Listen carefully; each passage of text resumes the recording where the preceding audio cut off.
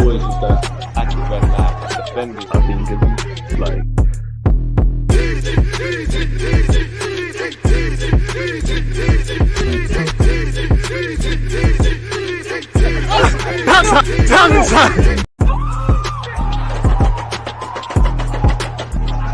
There's always just that active and defending. I think it's like.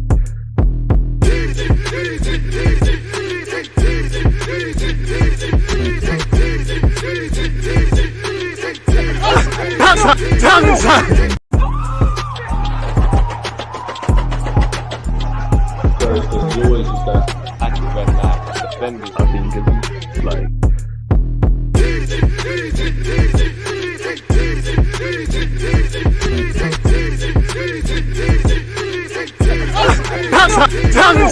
People deluded, I'm back again. Come on, Ian. Man. Come on. Thank you very much for that assist, Ian. Right, I can do the rest. People deluded, I'm back again. First things first, I appreciate all of you lot. I'm appreciative of all of you lot support. If you're locked in on Twitter, Twitch, big up yourselves. Make sure you're following Amazon Prime, YouTube. Don't feel left out. Again, smash the like button. Make sure you subscribe. Road to 70,000 is alive and kicking as usual. Good morning, good afternoon, good evening, and of course, good night. Now it's the 18th of January. And I don't know where I stand as an Arsenal fan, because on one hand, you never quite know what the club is doing, what the media are saying and what the club is actually doing are two different things. But to a degree, the media is briefed on what Arsenal is doing. And all we've been told, you know, Mikel Arteta has said it's a possibility we don't sign no one. It's well documented that this whole FFP thing is something not necessarily just isolated to Arsenal, but everybody is quote unquote struggling to get to grips with it, or everybody's walking a tight kind of rope, people. So yeah, man, but I still would like some signings. I think we'd all like a striker. You know, we can talk about Osimhen, Vlahovic. You know, Vlahovic got a brace the other week. Toney. I don't want to say he hates Brentford, but it's like my man hates Brentford. Any opportunity. I mean, I've seen him chilling around some girls saying F Brentford. Obviously, you know, he was twerking for Liverpool and Arsenal in one of the podcasts. His recent interview he did, you know, if I was a Brentford fan, I would feel a bit aggy because the club stood by you, were fighting relegation. You need to be that talismanic figure that gets back after this gambling ban and helps us stay in the Premier League. But again, at the same time, though, I actually like the way Ivan Toney speaks. You know, I love the ambition. I love his drive. I can't remember the interview, but there was one where he kind of says things like, I know I'm going to score every game and things of that ilk. I really like his mindset. I'm being very harsh to Gabriel Jesus, but and don't get twisted, Gabriel Jesus remains a key player. But, and again, I'm paraphrasing, I'm taking what Gabriel Jesus has said out of context. But when you hear what Ivan Toney said there, and when you hear, you know, Gabriel Jesus saying goals are not a strong point, I want killers. You know, I love the club. I love the players. I think we've got a good bunch of players. The only players I don't rate in that team is Cedric, and he might be going Besiktas. But I do feel if we now want to get towards being a Premier League title contending side, we need, pardon my language, bastards. Good guys finish last. You know, you look at the Invincibles, the Chelsea side, the City side, the Liverpool side, the Spurs side. No, I'm joking with Spurs. They never did it. But anybody who's won Real Madrid, anyone who's won anything of significance or achieved something or close to sporting greatness, they haven't been nice guys. That doesn't mean you have to be disrespectful, but you need this nastiness. And I do think we've got more grit in our team, but I think we need some more horrible guys. Definitely where we're concerned with this, man. Toney didn't say F Brentford. The Babylon woman played mind tricks on him. But yeah, either way, man saw 1-2 bits of Gucci and lost himself in it, really and truly. We need better decision making on the pitch. And I do think Ivan Toney's probably one of the more attainable players. Again, where you lot stand in terms of a player being attainable, smash the like button, YouTube ones. Is another thing, because ultimately, if you put the cash down, you can get whatever you want in this life. But, you know, Ivan Toney's got 18 months on his deal. You know, the sporting director of Brentford, as well as Thomas Frank, you know, the way they kind of speak is that they know it's a case of when, not if he departs. Obviously, Ivan Toney's changed agents. He's got 18 months left on his deal. All the in the knows across Twitter and whatnot are saying, yo, he's the guy. Me personally, I think it's a thing where I don't know this, and I don't think we're getting Osimhen, but I think Arsenal will go out for, you know, the Vlahovic's, the Osimhens, them kind of guys, maybe Sesko, Ivan Ferguson. Long story short, I think they'll explore all them kind of options. And then obviously things can change. But They know Ivan Toney might quote unquote be a banker. Man said reported DG back. I had to try a thing, man. I thought, you know what, man's wearing a little shirt. Why not? And appreciative to, you know, the school for having me as well. I can't imagine what I've got to tell school kids about anything. I haven't achieved anything, but it was nice to talk to the school kids about careers and whatnot. And I must admit, you know, the school kids asked some crazy, like in a good way, crazy questions. Like, what was this girl? What did she ask me? What did that little girl ask me? She asked me something, not mad like that, but it was very thought provoking. Like, about like what's the worst part, something along the lines of what's the kind of worst sort of part of the role you do, something along them lines. Like, it's not word for word, I should have written it down, but it was really thought-provoking. And you know, when you hear something sometimes and it stays with you, so yeah, big up that, man. We need both. That would be nice. Either no needs to happen in this window. Yo, big up DJ, hope you're well, hope you're blessed, Andrew. I mean, I would love a striker. I think, you know, a striker, it's not as white and black as this, but obviously you look at from, I would say, August up until just before we've hit this blip, it became, you know, we were scoring goals, but I would say chance creation and chance conversion were an issue. It looked like Mikel Arteta kind of arrested that. Now we're creating a bag of chances and no one's putting the ball in the back of the net, whether it's the Martinellis and Sakas who tend to do it or have historically done it for this football club, whether, you know, Jesus is able to do that or Havertz or whoever. I do think Arteta has to take some responsibility because ultimately he's assembled the squad in the same way. I praise him, if I'm completely honest. Like, at this moment in time as an Arsenal fan, I don't think we're getting enough from our fullbacks in terms of attacking play. I think, you know, Kai Havertz, he's not really replacing what Granit Xhaka was doing, and that's having an effect on our left-hand side. Obviously, Odegaard is kind of trying to do a lot, but he's having to drop a lot deeper, which I don't mind. But obviously, there's gaps that kind of harms the link-up play with Saka, and I still think there's psychological issues. I think the whole team has dropped off a cliff defensively, and ultimately we're not putting the ball in the back of the net. So I think a striker would have helped. I would still have these same concerns, but if a striker scores these goals, we're laughing. We turn defeats into draws into 3 points, ultimately more points on the board.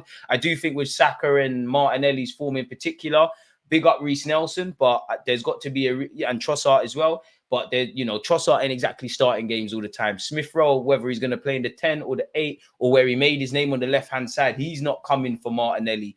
Saka is still playing regardless of the form. And I get he's a star boy. He's one of our best players, if not outright the best player at Arsenal, give or take, with probably Saliba and Declan Rice. But if we had that Pedro Neto, that Rafinha, that Mudryk, you know, because whenever we've tried to go for them, I wouldn't describe all the names I said as explosive, but when we've tried to go for them, it hasn't worked out. So had we had a winger that is more likely to be a starter or things like that, maybe there's difference. So I would love to have a striker or a winger. I would like both, but if the club sit there and bring in a striker and Jesus plays out wide, I hear it. Very passionate. Edu, Mikel Arteta, you as midfielders, I would say whatever you think about our attacking options, whatever you think about our defensive options, there's some good options there. Midfield, it's not that there's not good options, but there's more questions than answers. And as we all know, football is decided in the defensive and attacking third, but it's played in the middle. And I think Havertz has been okay. Declan Rice has ultimately been a revelation. And I think Odegaard is kind of getting back up to form. But it's just like something is missing there, if I'm honest. So I think we need something, man. I think we need, you know, long-term, only Declan Rice out of the guys that are likely to line up in place of Declan Rice or with him behind Odegaard. Only Declan Rice provides longevity, good questions in relation to how good he can be. Can he become an 8, etc.? You look at Jorginho, good player, but age isn't kind to him. And there's certain games that you can play. Lokonga's on the peripheral things. You'd love to wake up and he really looks like the Yaya Toure, but he's irrelevant for this season. El Nene's a good guy, probably past his sell-by date. Partey, a quality player, but where his wages and his age and his contract are concerned, maybe the club are trying to move him on really and truly, even though probably need to keep him for another year. I would have loved for Granit Xhaka to stay just for this transitional period of us going back to the Champions League. I understand it though. I think he wanted to leave. You know, he made it clear he wanted to cut. But where I look at it, obviously Balogun wanted to leave, keeping Reece Nelson, Granit Xhaka departing, getting a loan fee for Kieran Tierney. Again, another one he wanted to leave. Where I look at it in the summer, was we closer to FFP in hindsight than we were led to be believed, really? Or it was obviously it's widespread now, allegedly, but this weren't something that was said in the summer. Who really knows? Feel like we're missing the ball progression of Xhaka and Partey. 100%. We're missing Xhaka, and I'm not trying to dish Xhaka because he's a quality player. He had a great season when he left. You know, when he left the club, it was more rosier than when he initially did. But we're missing Granit Xhaka, we're missing Thomas Partey, and Granit Xhaka is a quality player, but it's not like it's a white Patrick Vieira or Petit. It's because of what we have or haven't done. As much as I rate Xhaka, and I think he's a very good midfielder, would you describe him as one of the best ever, one of the best in the game at present, like top 5? No. So I think a lot of rhetoric and talking is about what Mikel Arteta has or hasn't done, with how he's found internal solutions that were existing. Smith Rowe ain't played there. Fabio Vieira has been a bit hot and cold. Obviously, Havertz, in my opinion, has kind of found his feet in that left 8, but it's not really. It's not that it's not convincing, but it's not convincing. Like, one thing that I think we miss with Xhaka, whether Xhaka was playing that traditional deeper role or that kind of box-to-box role that he saw in the last season, Xhaka, I do like Havertz's mentality. I do think he's down for the trenches. He's down for the fight. But I think Xhaka is a bit more on that than him. I think Xhaka is almost a traditional centre mid. Like, he wants the ball. He wants to try and dictate the tempo. I don't think... It's not that Havertz ain't interested in it, but that's not really his skill set, really. You make them third man runs, couple bits and pieces of 1-2s, but other than that, you're lacking. And that, I rate Mikel Arteta quite highly, so I have to ask questions as to why you've done this, really. I don't think you woke up randomly and said, let's sign Kai Havertz. You had to have been speaking for weeks and months about how you can tie into the team, how you can improve him. Obviously, when it came into the boardroom, when you're sitting there with Edu and the Kroenkes and everybody else, a bit like us Arsenal fans, you're like, you know, if they're all in that room, as I said, yeah, you put Declan Rice on the table. The only concern about Declan Rice could have been, we're going to have to pay a lot of money, but the quality offsets that. I do think when they were deliberating, because the club make a big song and dance about collaboration, when they were deliberating about Kai Havertz, there must have been concerns. Now, we all know Mikel Arteta off the field is the most important man at this football club presently. He overrules Edu. So he obviously sung those praises of Havertz and convinced the club to, depart with 65 million quid. So I don't know, man. I don't know. Maybe Douglas Luiz wouldn't have worked out, but considering you tried to get him not last summer, the summer before, could 65 million have got you Douglas Luiz in the summer? And I'm not saying Douglas Luiz would have been the bee's knees, but you know what he is. He can play as an 8 and he's a 6. He's a traditional central midfielder. Havertz can do everything, but what are you? You speak to 10 Arsenal fans, you speak to about 100 Chelsea fans, because Chelsea fans have been through this before. They will say something else. And Havertz, I like your versatility. I like your height. If it wasn't for 65 million, if you weren't a direct replacement for Xhaka, I would allow him a bit. But it's a gamble, really and truly. And I hope Havertz can show in years to come his quality, man. Or, well, in what's left of the season. See you later, man. I'm trying to do the snazzy thing, as you said, man. Big up you lot. Keep your thoughts coming, man. So, yeah.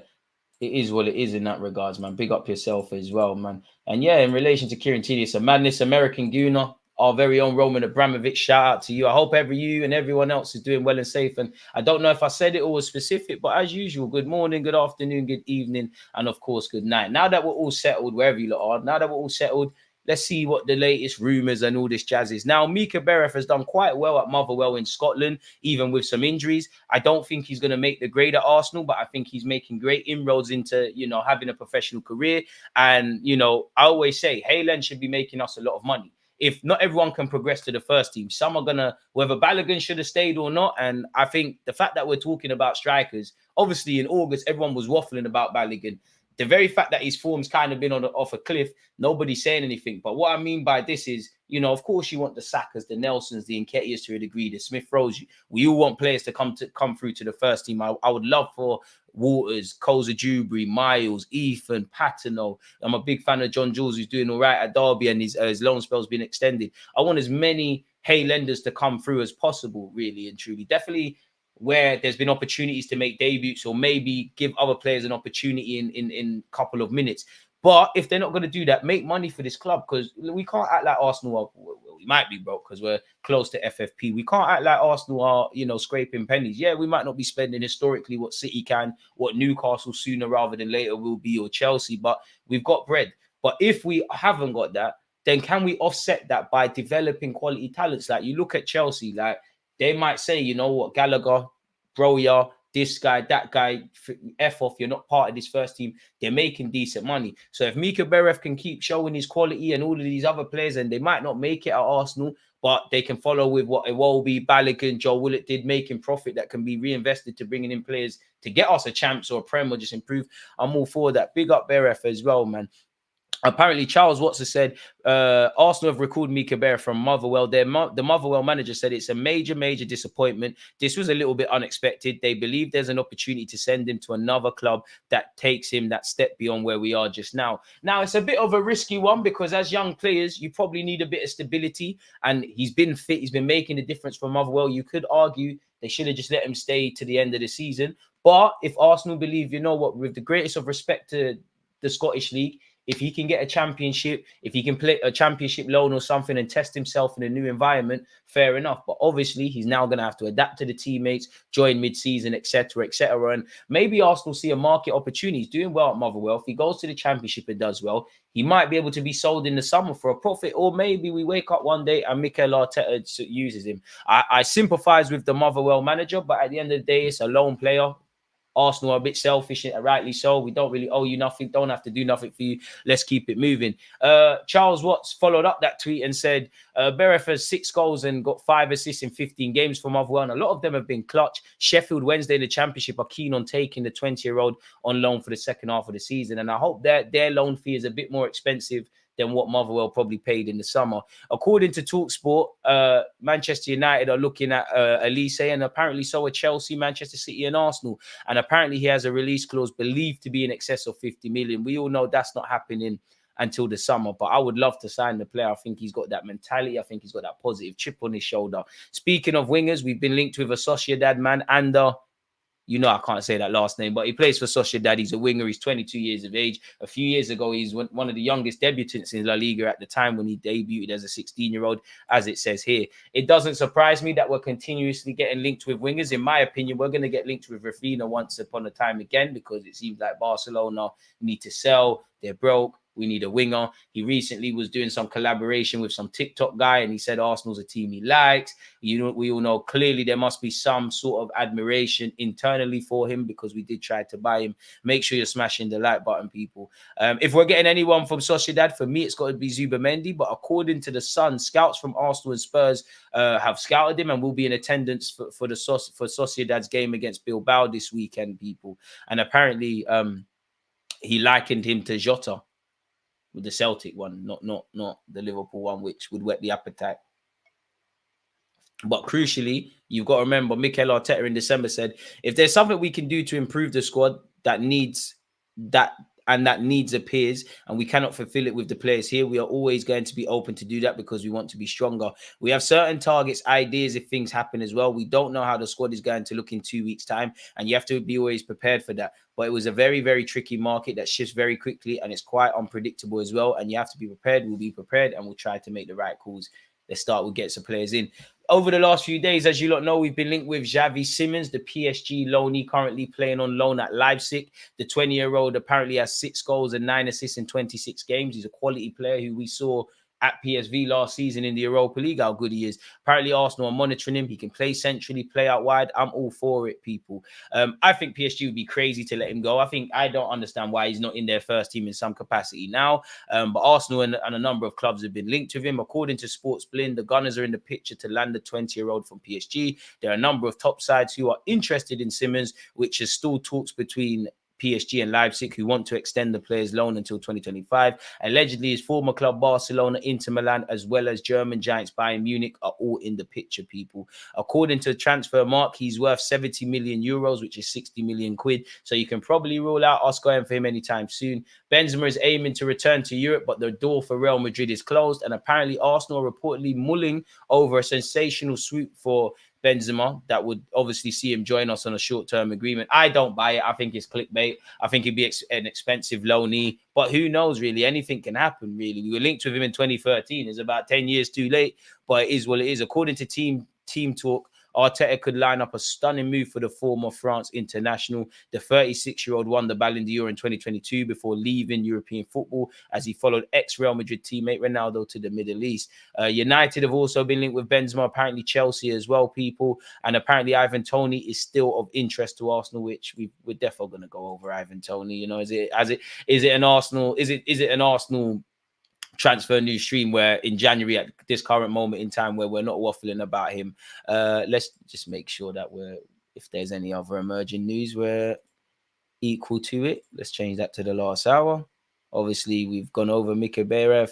We've gone over the Sociedad lad. So let's keep it moving, people. Apparently, Arsenal still not made any moves in the January transfer window, but they have got their eyes on some players. That's according to Ben Jacobs. If I was listing Arsenal's transfer targets right now, I would say Zubamendi and Luiz 100%. They would take them if they could, and they'll probably move for Ivan Toney if the price was right. That's 3 big targets there, and I wouldn't rule out 2 midfielders coming in. Music to my ears. I think we need 2 central midfielders. If you could get Zubamendi and Douglas Luiz and get me a top striker, we're moving in the right direction, in my opinion. But we all know these things are not happening in January. Apparently, Brentford would demand at least 80 million to even entertain the idea of parting ways with Toney. Maybe that comes down in the summer. Once again, Mika Berev has returned to Arsenal, people, in that regards. Dharma Sheffer said, I think everyone is quite relaxed about the contract situations of Tomiyasu and White. All the noises we're hearing now is that initial talks have happened with both players' reps, and it's been positive as far as we know. There seems to be a willingness from all parties to extend those deals. 2 key players for the team, people. Cedric Suarez has been linked with a move to Besiktas. Some rumors say he's actually agreed personal terms. Sources with knowledge of the deal are indicating that an agreement is moving closer, but whether Suarez joins Besiktas immediately this month or as a Bosman at the end of the season still needs deciding. One scenario could see Suarez joining on loan this month before joining permanently in the summer. We shouldn't really have that. The Athletic were talking about Smith Rowe, people, and crucially, the last paragraph is what's of interest to me. Smith Rowe is not keen to leave Arsenal. They're his club, and he feels more than good enough to play. His quiet confidence is not to be underestimated. Equally, he turns 24 in July. He knows he can't afford to allow the prime of his career to pass by. And I'd imagine, you know, I don't know his contract length, but we're probably in that scenario where have to start thinking about giving him a new deal or moving him on. So, yeah, we'll have to see. Hopefully he gets an opportunity. Again, Ivan Toney said, I think it's obvious I want to play for a top club. I mean, he's never been shy to speak, in it, really and truly. As the man said, it's obvious I want to play for a top club and fight for titles. Yes, if a club was to pay the right money, then who knows, January or whenever is time, I'll be ready. I want to enjoy and play now. Fair enough, people. Which, again, I wouldn't like that if I was a Brentford fan, but there you have it. Arsenal aren't actively seeking a striker right now, but if an opportunity arises later on in the window, they may react, and you'd imagine we'd have to move on in Nketiah. Toney is a serious target, but that is one that the club will likely pursue at the end of the season when spending limitations won't be so limited, people.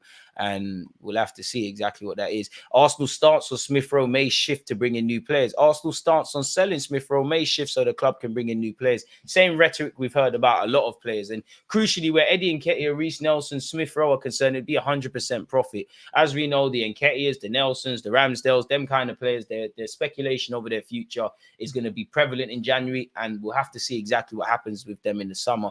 Apparently, Arteta is keen to keep Smith Rowe. The manager admits he will not stand in the Englishman's way should he wish to depart. This is a two-way conversation all the time with players. I love listening to them about how they're feeling, what is the best thing for them or what they want to do, because you really have to be aligned with them and how they feel, and they have to feel important. Well, play the Dons, man, really and truly play them. We've gone over Ivan Toney. Apparently, it's understood both Arsenal and Chelsea are weighing up big moves for him. And then, yeah, again, to go over what he said, I don't know. You can never predict when is the right time to move elsewhere, but it's obvious that I would like to play for a top club. Everybody wants to play for top clubs, fighting for titles in these kind of things. So whether it's in January, whenever is the right time, is if a club were to come in and pay the right money, who knows? But my main focus is doing what I do on the pitch and let the background work take care of itself. He also said, I feel like a free man. A massive weight has been lifted off my shoulders. I can't wait to get back enjoying and playing football this Saturday. It'll be good. Things happen in life. You take it on the chin and you move forward with it. I should have been playing and helping the team perform well, but obviously there's still good players in the team that also have a role to do and step in when needed. I do feel kind of bad, but it is what it is. I can't dwell on it too much. I can't change. So what is done is done. And I love his mentality. He wants to be one of the best forwards in the world. He said Harry Kane is one of the best strikers in the world. He's been doing it for so many years now. If I want to be England's number one, then I have to compete against him. And he's not a bad striker to be taking tips from when training with him. I just got to keep scoring goals, playing well, and who knows what will happen. If I fall just short of that, then hopefully I can become the second best in the world. I mean, Haaland might have something to say about that, but fair enough. We've gone over the Benzema shenanigans. Apparently, he's exploring his options in January. It seems like quite a few players are keen to depart Saudi Arabia. Apparently, multiple Premier League clubs, including Chelsea, have shown an interest in signing the Frenchman. Arsenal are considering a blockbuster deal for him. We won't keep going over that. Cedric Suarez is moving closer to cutting people, as we already know. Aaron Ramsdale's been linked with Chelsea, Newcastle, and Wolves, but again, it's unlikely that that is going to happen before the summer. Arsenal stances, they would like to keep him, but no player is off limits if an offer comes in. This policy could come into play with Nketiah. The English striker has again been linked with Crystal Palace this month. Arsenal have struggled for goals this season, but are unlikely to be able to sign another forward player without significant sales. Nketiah could bring in a decent fee, but he would again need replacing. As with much of the Gunners' potential business this month, is catch-22. Apparently, you know, Reece Nelson only has 87 Premier League minutes. Between him and Smith Rowe, they only have one Premier League start this season, and I'm sure that's ironically Smith Rowe against, I want to say Sheffield United, actually. I've never watched this guy, but apparently Arsenal have an interest in another Ukrainian player. Juventus, Napoli, and Arsenal are interested in Shakhtar Donetsk's Ukrainian player Georgy Skodakov. Forgive me for mispronouncing his name. The 21-year-old has apparently received the award of the best player in the Ukrainian league. So we'll have to see how that develops. Fullback signings have to be versatile that can play on either flank. Eddie Nketiah's position at Arsenal will come under further scrutiny next season. 40 million offer could tempt Arsenal, and we're likely to push for Toney at the end of the season. We've been linked with the Wolves left back Ait-Nouri as well, but apparently they're saying 50 million. Liverpool have also been linked with him.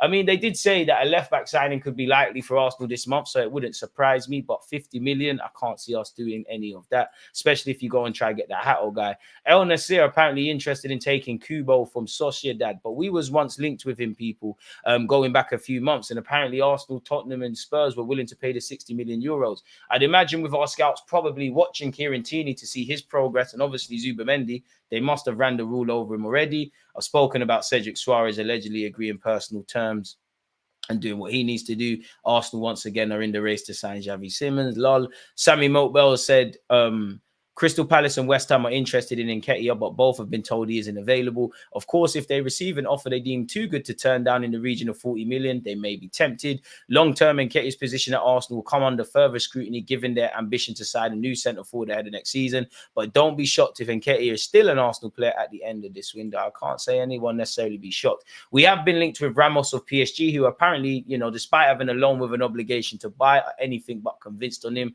So you'd imagine rumours of him to Arsenal and elsewhere will ramp up. We're keeping tabs on Elise. Lol. Arsenal are interested in Jarell Hato, but are likely to wait until the summer to make a move for the Dutchman. Arsenal could make a move if Hato doesn't sign a new deal at Ajax. Don't do it. Timber, talk to him, man. Apparently only Sane has registered more assists in the Bundesliga than Xavi Simons, so that would be good. We've already gone over Tomiyasu and White's contract stuff. Again, we know Arsenal are interested in Osimhen and Ivan Toney, as is Chelsea and probably a bunch of other clubs, people. So I have to see, people. Apparently, Toney's reps have been in continuous contact with the North London side. The two parties are hopeful a summer move can be agreed. We have kind of heard that logic surrounding Osimhen. Arsenal and Liverpool have been told it will cost 100 million to sign Douglas Luiz. Both of us, well, Chelsea, Arsenal, City, and a bunch of other clubs, including Barca, have been linked with Estalvio Willian, aka Messinho, and he's been likened to Messi despite being 16, 17.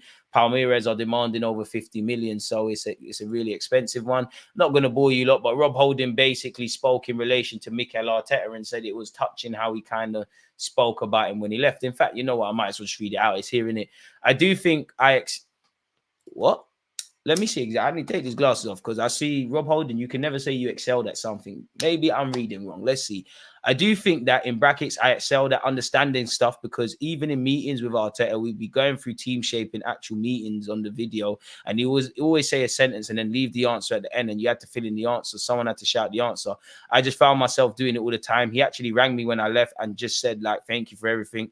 Like you were there from the start of his reign and to the end. Fair enough. I mean, Holding, that tells me you might be a better coach than a footballer, man. I wouldn't say you're a cult hero, but one love for the FA Cup. That was nice because you very rarely get that. He's quite an intense guy. So to have that sort of just relaxed conversation with him was nice. And just to give me that approval, I was like, you know what? I'm glad you said that because it did make me feel good. I mean, have you even started or played in the Premier League for Crystal Palace? That might tell you everything as to where he is currently at, people. But that appears everything Arsenal related. Let me see if there's anything. Come on, lie to us. Tell us Mbappe wants to join us on a free transfer, man. Where's at least, you know what? We know we're not going to sign these lot, but at least make it entertaining for me to do these transfer news streams, man. It's the same old. In fact, then to a degree, here we go. I didn't think Sociedad would take Toney on a permanent, but allegedly, Kieran Toney set for Arsenal transfer showdown as unsatisfactory Real Sociedad stay makes Gunner's future clear. I know he's had injuries, but I thought he did all right.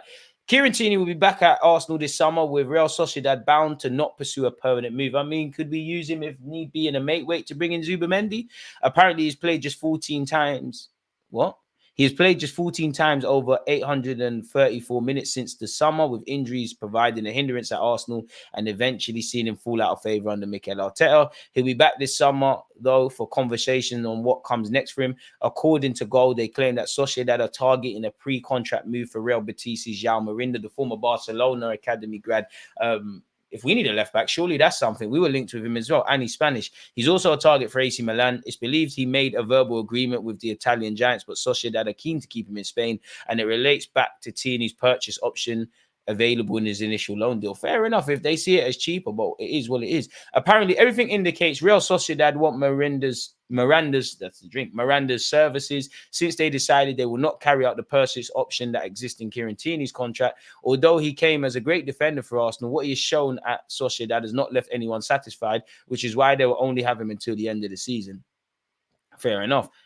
Fair enough, really. So that's that with him. What's this in relation to this? Arsenal are leading the race for a highly rated young player. Who? Not Xavi Simons. Fair enough. The clickbait got me, people. If you haven't hit the like button or subscribed, what are you doing?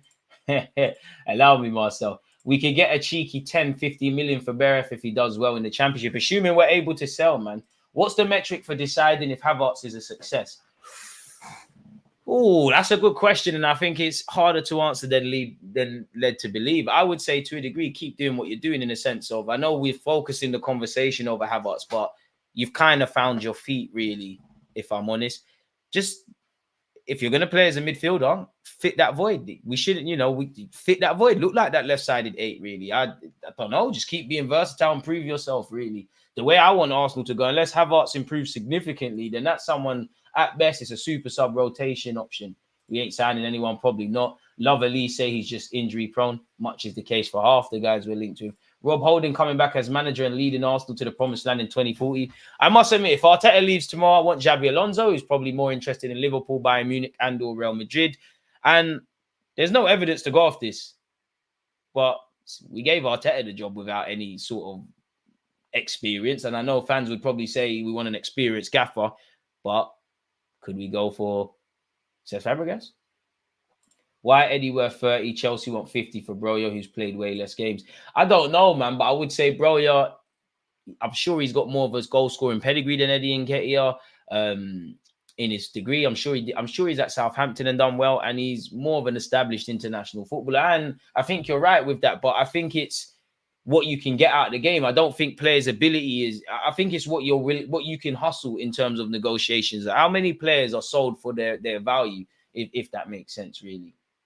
30 million and Eddie for Toney. I hear that, but you know what? Another reality would be find the money to just buy Ivan Toney. Yes, if you get offers for Eddie Nketiah, entertain it and sell him if that's what you want to do. But could there be a reality where you actually loan out Eddie Nketiah? You pick up a loan fee and, he goes somewhere. He has a strong goal scoring return. I'm not saying that necessarily means you return to Arsenal one day. Great. If Eddie could score 20, 30 goals, homegrown guy, it'd be great. But if he was to go on loan and have a strong loan spell and score a proper strong pedigree of goals, then surely we could probably leverage that and get a bit more money for him. I don't know. I'm just speaking in hypotheticals, and it's easy for me to sit here and say this. True, I feel like Arsenal is so poor at selling, same old story. We have to get better, man, because who have Arsenal really sold in the last few years? Who have we really sold for decent money? Iwobi, which wasn't under this regime. Joe Willock, we did well, in my opinion. Balogun, I think we did well. We made a tidy profit on Austin Trusty. We've tore up several contracts. So, yeah, I hope we can, man. Cedric, we're going to have to bite the bullet in that regards. But then you're looking at the Nelsons, the Smith-Rowes, the Nketiahs, the potentially Aaron Ramsdales. One day with the Martinelli, Saka, Salibas, Odegaard, potentially, there should be decent money. Ox, but then you're going back to when Wenger was about, really. You're going, we've never really... Well, to be fair, when we had to sell the Adebayors and the Nasris of this world, we should have got a fee for Sagnan. We did do right, but hustling. And that's where I want us to do a bit better, because other clubs like Liverpool with Eddie Nketiah, if Eddie was doing the same things at Liverpool, based on what I've seen them do with some sales, Somehow they get a decent fee. Somehow Chelsea will get a decent fee. I don't know why that is. Maybe I'm talking nonsense. I don't know, but we have to get better at player sales. It's without a doubt, man. If I'm completely honest with you, it's undoubtedly it's a necessary evil in the game. Really, feel like we know we're missing out on ball progression with such, man. So yeah.